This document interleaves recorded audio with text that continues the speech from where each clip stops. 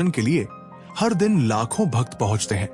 मान्यता है कि श्याम बाबा सभी की मनोकामनाएं पूरी करते हैं और फर्श से अर्श तक पहुंचा सकते हैं। बाबा खाटू श्याम का संबंध महाभारत काल से माना जाता है। ये पांडुपुत्र भीम के पौत्र थे।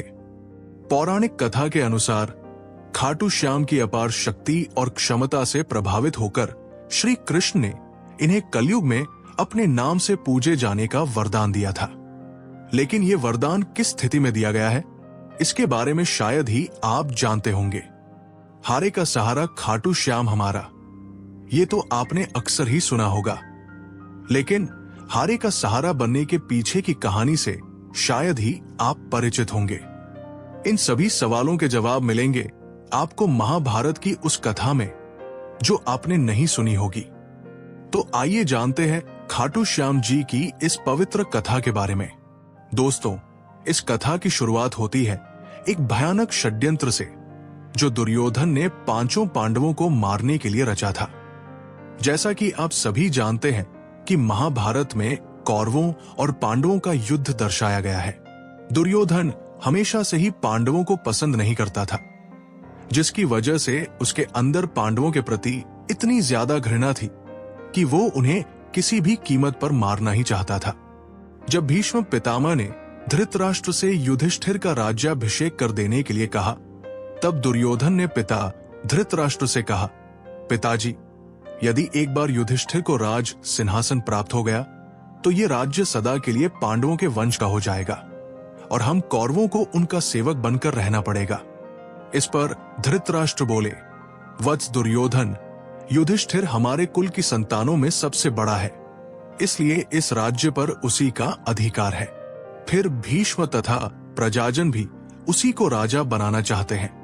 हम इस विषय में कुछ भी नहीं कर सकते। तुम पांडवों के रुकने का प्रबंध करो। धृतराष्ट्र के वचनों को सुनकर दुर्योधन ने कहा, ठीक है पिताजी, मैंने इसका प्रबंध कर लिया है। बस आप किसी तरह पांडवों को वाराणावत भेज दे। दुर्योधन ने वाराणावत में पांडवों के निवास के लिए पुरोचन नामक शिल्पी से एक भवन का निर्माण करवाया था, जो कि लाख, चर्बी, सूखी घास, मूंज जैसे अत्यंत ज्वलनशील पदार्थों से बना था। दुर्योधन ने पांडवों को उस भवन में जला डालने का षड्यंत्र रचा था। धृतराष्ट्र के कहने पर युधिष्ठिर अपनी माता तथा भाइयों के साथ वाराणावत जाने के लिए निकल पड़े। दुर्योधन के षड्यंत्र के बारे में जब विदुर को पता चला तो वे तुरंत ही वाराणावत जाते हुए पांडवों से मार्ग में मिले और उन्होंने दुर्योधन के षड्यंत्र के बारे में बताया। फिर उन्होंने कहा कि तुम लोग भवन के अंदर से वन तक पहुंचने के लिए एक सुरंग अवश्य बनवा लेना, जिससे कि आग लगने पर तुम लोग अपनी रक्षा कर सको। मैं सुरंग बनाने वाला कारीगर चुपके से तुम लोगों के पास भेज रहा हूं। जिस दिन पुरोचन ने आग प्रज्वलित करने की योजना बनाई थी, उसी दिन पांडवों ने गांव के ब्राह्मणों और गरीबों को भोजन के लिए आमंत्रित किया। रात में पुरोचन के सोने पर भीम ने उसके कमरे में आग लगाई। धीरे धीरे आग चारों ओर लग गई। लाक्षागृह में पुरोचन तथा अपने बेटों के साथ भीलनी जलकर मर गई। लाक्षागृह के भस्म होने का समाचार जब हस्तिनापुर पहुंचा तो पांडवों को मरा समझकर वहां की प्रजा अत्यंत दुखी हुई। दुर्योधन और धृतराष्ट्र सहित सभी कौरवों ने भी शोक मनाने का दिखावा किया और अंत में उन्होंने पुरोचन, भीलनी और उसके बेटों को पांडवों का शव समझकर अंत्येष्टि करवा दी। लाक्षागृह की सुरंग से निकलकर पांडवजन हिंडनी नदी किनारे पहुंच गए थे, जहां पर विदुर द्वारा भेजी गई एक नौका में सवार होकर वे नदी के उस पार पहुंच गए। नदी पार पहुंचने के बाद वो सभी एक जंगल में पहुंचे। वहीं पर हिडिम नाम का राक्षस अपनी बहन हिडिंबा के साथ रहता था। हिडिम हिडिंबा पर अपना जोर चलाता था और उससे मानवों का मांस लाने के लिए कहता था। मजबूरी में हिडिंबा को भी ऐसा करना ही पड़ता था। रात के समय जब सभी पांडव सो रहे थे तो उनमें से भीम सभी का पहरा दे रहे थे। जब हिडिंबा अपने भाई हिडिम के आदेश पर पांडवों को मारने के लिए गई, तभी उसकी नजर भीम पर गई और वो भीम को देखकर मोहित हो गई और उनसे प्रेम करने लगी। भीम को मोहित करने के लिए हिडिंबा ने सुंदर अप्सरा का रूप धारण किया और भीम के पास गई। लेकिन इसी बीच हिडिंबा का भाई हिडिंब वहां आ गया, जो पांडवों को मारकर उनका मांस खाना चाहता था। उसने भीम पर हमला कर दिया, जिससे भीम हिडिंब के बीच युद्ध छिड़ गया। इस युद्ध में भीमसेन की विजय हुई और हिडिंब मारा गया। इसके बाद हिडिंबा अपने असली रूप में आई और उसने भीम के सामने विवाह का प्रस्ताव रखा। लेकिन भीम ने यह कहकर विवाह से इनकार कर दिया कि तुम राक्षस कुल की हो। इसके बाद हिडिंबा माता कुंती के पास गई, उनसे भीम और अपने विवाह की बात कहने लगी। तब कुंती विवाह के लिए तो मान गई, लेकिन उन्होंने हिडिंबा के सामने एक शर्त भी रख दी। शर्त के अनुसार भीम हिडिंबा के साथ केवल तब तक ही रहेगा जब तक कि उन्हें संतान की प्राप्ति नहीं हो जाती। हिडिंबा भीम के साथ विवाह करना चाहती थी, इसलिए वो इस शर्त को मान गई। इसके बाद दोनों का गंधर्व विवाह हुआ और वो जंगल में साथ रहने लगे। कुछ समय बाद हिडिंबा और भीम का एक पुत्र भी हुआ, जिसका नाम घटोत्कच रखा गया। समय बीता और घटोत्कच का विवाह दैत्य राजमुरा की बेटी अहिलावती के साथ हुआ, जिन्हें मौरवी और कामकांतिका के नाम से भी जाना जाता है। घटोत्कच और अहिलावती के 2 पुत्र हुए। घटोत्कच के एक पुत्र का नाम बर्बरीक और दूसरे का नाम अंजन पर्वा रखा गया। बर्बरीक ने शास्त्र, शस्त्र और अन्य सभी ज्ञान अपनी मां अहिलावती का आशीर्वाद लेकर प्राप्त किए। उन्होंने ही बर्बरीक को भगवान शिव की तपस्या करने के लिए प्रेरित किया, जिसके बाद भगवान शिव ने बर्बरीक से प्रसन्न होकर उन्हें 3 अभेद्य बांध दिए, जो कि पूरी सेना का विनाश कर वापस तरकश में आ सकते हैं। समय बीता और जब कौरव और पांडवों के बीच युद्ध होना था, तब बर्बरीक ने युद्ध में भाग लेने का निर्णय लिया। अब वैसे तो देखा जाए, बर्बरीक को पांडवों की तरफ से ही लड़ना था, लेकिन इसी बीच उनका एक वचन था, जो उन्होंने अपनी मां से लिया था कि वे हमेशा हारे की तरफ से ही लड़ेंगे। उनका ये वचन ही आगे चलकर हारे का सहारा नाम की नींव बना। भगवान श्री कृष्ण युद्ध का परिणाम जानते थे और उन्हें डर था कि कहीं पांडवों के लिए उल्टा ना पड़ जाए। अतः उन्होंने ब्राह्मण का वेश धारण कर बर्बरीक का मार्ग रोककर उनसे पूछा कि आप कहां प्रस्थान कर रहे हैं। बर्बरीक ने अपना ध्येय बताया कि वो कुरुक्षेत्र जाकर अपना कर्तव्य निर्वाह करेंगे, और इस पर ब्राह्मण रूप में श्री कृष्ण ने उन्हें अपना कौशल दिखाने को कहा। बर्बरीक ने एक ही तीर से पेड़ के सभी पत्तों को भेद दिया, सिवाय एक पत्ते के जो श्री कृष्ण ने अपने पैरों के नीचे दबा दिया था। बर्बरीक ने ब्राह्मण रूपी श्री कृष्ण से प्रार्थना की कि वो अपना पैर पत्ते के ऊपर से हटाए, वरना आपका पैर घायल हो सकता है। श्री कृष्ण ने अपना पैर हटा लिया। वह बर्बरीक से एक वरदान मांगा। बर्बरीक ने कहा, हे यजमान, आप जो चाहे मांग सकते हैं, मैं वचन का पूर्ण पालन करूंगा। ब्राह्मण रूपी श्री कृष्ण ने शीश दान मांगा। ये सुनकर बर्बरीक तनिक भी विचलित नहीं हुए, परंतु उन्होंने श्री कृष्ण को अपने वास्तविक रूप में दर्शन देने की बात की, क्योंकि कोई भी साधारण व्यक्ति ये दान नहीं मांग सकता। तब श्री कृष्ण अपने वास्तविक रूप में प्रकट हुए। उन्होंने महाबली, त्यागी, तपस्वी, वीर बर्बरीक का मस्तक रण चंडिका को भेंट करने के लिए मांगा और साथ ही वरदान दिया कि कलयुग में तुम मेरे नाम से जाने जाओगे, मेरी ही शक्ति तुम में निहित होगी, देवक तुम्हारे मस्तक की पूजा करेंगे। जब तक ये पृथ्वी, नक्षत्र, चंद्रमा तथा सूर्य रहेंगे, तब तक तुम लोगों के द्वारा मेरे श्री श्याम रूप में पूजनीय रहोगे। मस्तक को अमृत से सींचा और अजरमर कर दिया। मस्तक ने संपूर्ण महाभारत का युद्ध देखा एवं युद्ध के निर्णायक भी रहे। युद्ध के बाद महाबली बर्बरीक कृष्ण से आशीर्वाद लेकर अंतर्ध्य हो गए। तो दोस्तों, ये था बर्बरीक से 3 बांधारी, हारे का सहारा और खाटू श्याम तक का बनने का सफर। लेकिन ये सफर अभी अपने सही अंजाम पर नहीं पहुंचा था, क्योंकि जो आज हम खाटू श्याम मंदिर देखते हैं, उसके बनने की कहानी उतनी सरल नहीं है। खाटू श्याम मंदिर के निर्माण का इतिहास भी कम उलटपलट से जुड़ा नहीं रहा है। आइए अब जानते हैं खाटू श्याम मंदिर के निर्माण का संपूर्ण इतिहास। वीडियो में आगे बढ़ने से पहले आपसे एक निवेदन है कि यदि अभी तक आपको ये वीडियो पसंद आ रहा है तो इसे एक लाइक और कमेंट में जय श्री खाटू श्याम जरूर से लिखें। हमारे चैनल को सब्सक्राइब भी जरूर करें ताकि आपको इसी तरह से मंदिर की अच्छी जानकारी मिल सके। अब चलिए अपनी इस वीडियो की ओर आगे बढ़ते हैं।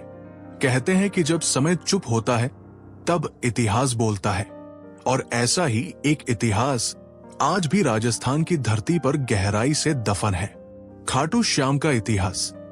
ये कहानी है उस चमत्कारी स्थान की जहां कलयुग के वर्षों बीत जाने के बाद भी भगवान की उपस्थिति ने खुद को उजागर किया, न केवल एक घटना के रूप में बल्कि एक संकेत के तौर पर।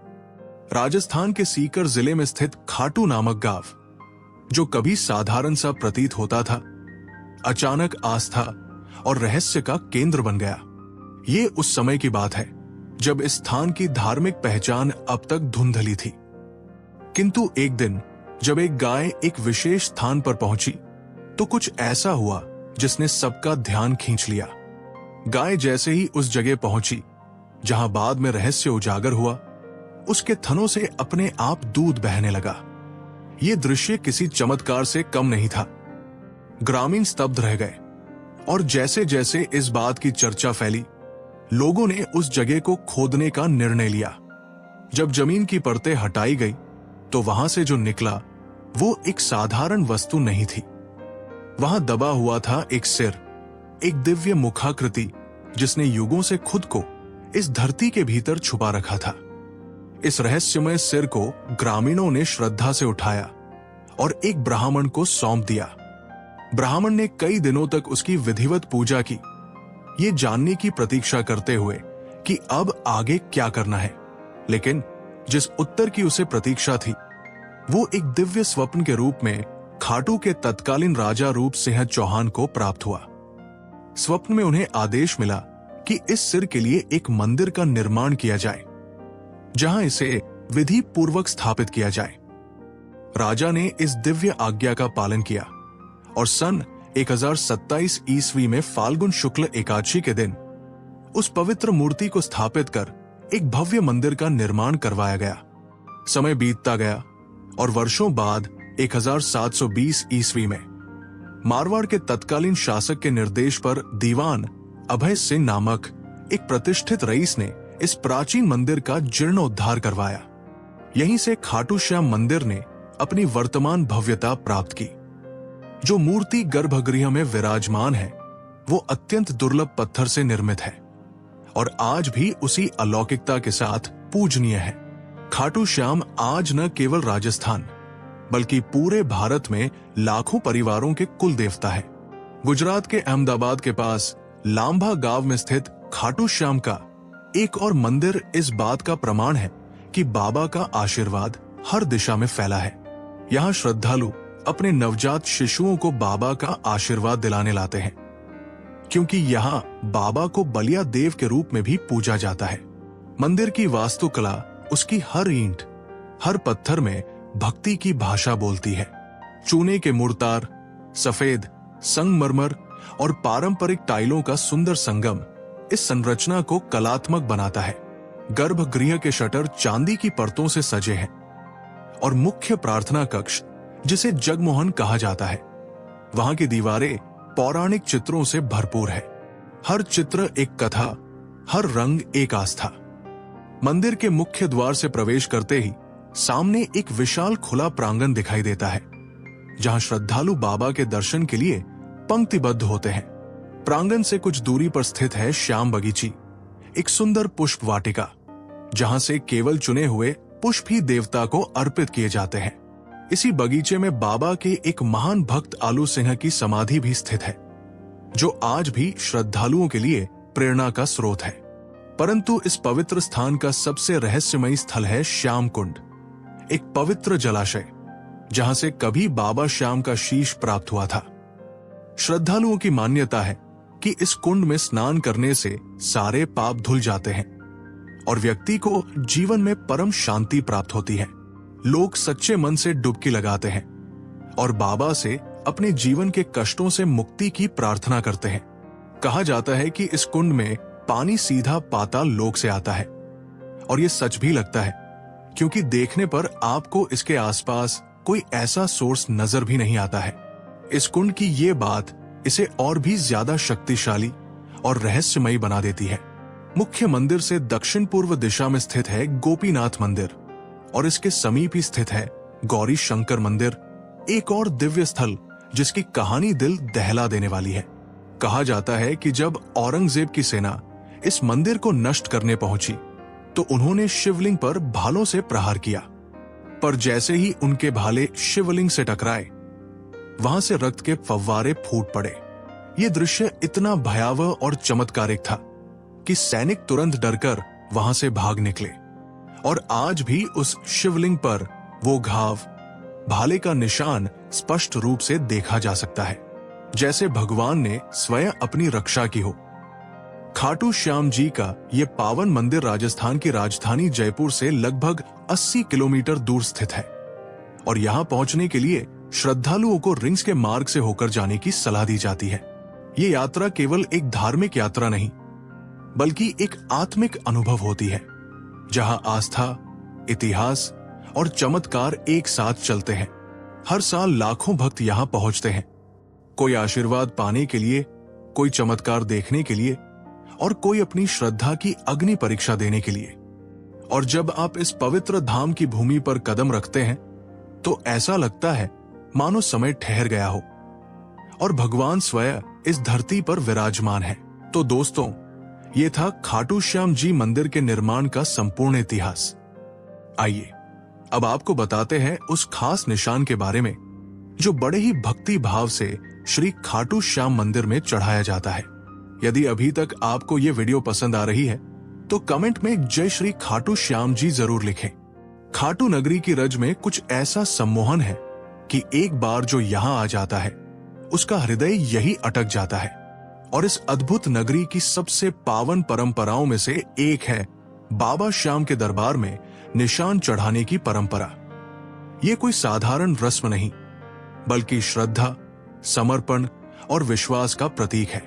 जब भक्त बाबा श्याम के चरणों में अपनी मन्नत लेकर आते हैं तो सिर झुकाकर केवल प्रार्थना ही नहीं करते, बल्कि एक वादा भी करते हैं, हे लखदातार, हारे का सहारा, जब मेरी मुराद पूरी होगी तब मैं आपके दरबार में निशान लेकर पुनः लौटूंगा। लेकिन कई ऐसे श्रद्धालु भी होते हैं जिनका विश्वास इतना अडिग होता है कि वे अपनी मन्नत पूरी होने से पहले ही बाबा को निशान समर्पित कर देते हैं।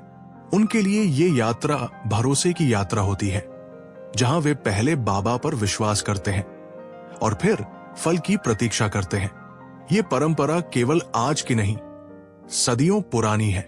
खाटू श्याम जी को चढ़ाया जाने वाला ये निशान, जिसे ध्वज भी कहा जाता है, एक अत्यंत पवित्र और भावनात्मक प्रतीक है जो बाबा के बलिदान और विजय का प्रतिनिधित्व करता है। सनातन धर्म में ध्वज को सदैव विजय का प्रतीक माना गया है, और खाटू श्याम का ये ध्वज केवल कपड़े का एक टुकड़ा नहीं, बल्कि उनकी अमरता, उनके त्याग और उनके अपार प्रेम का प्रतीक है।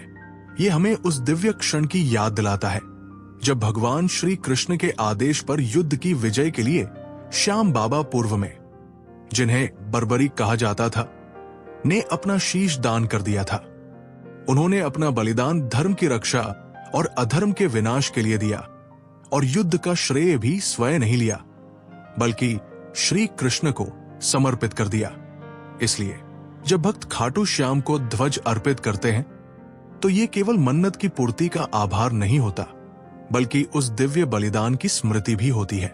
निशान के रंग केसरिया, नारंगी और लाल त्याग, शक्ति और भक्ति का प्रतिनिधित्व करते हैं। इन निशानों पर अक्सर श्री कृष्ण और श्याम बाबा की छवियां अंकित होती हैं।